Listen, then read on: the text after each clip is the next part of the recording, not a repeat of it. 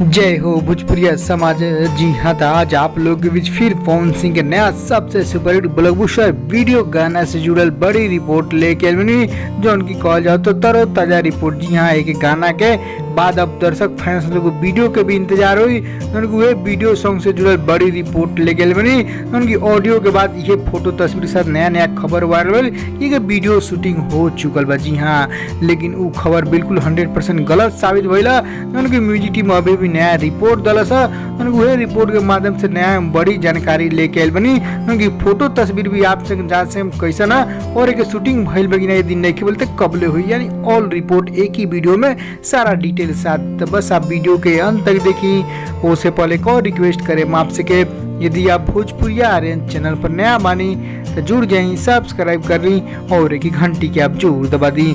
जी हाँ, तो दर्शक फैसले काफी प्यारे से मिलल, मुझे घंटा फर्क नहीं पड़ता पवन सिंह के नया बाहुबली वाला अंदाज। जी हाँ, तो कहल बाहुबली वाला अंदाज, क्योंकि सोशल मीडिया पर खूब दर्शक लोग प्यार से देता लो, बाहुबली के नाम से ही गाना के कहता लो। जी हाँ, बाहुबली, जैसे कि आप लोग को पता बा ये गाना में पवन सिंह के फैंस लोग बढ़ोतरी बा और पवन सिंह के पावर वाला गीत बा। जी हाँ, तो गीत संगीत भी काफी अलग बा।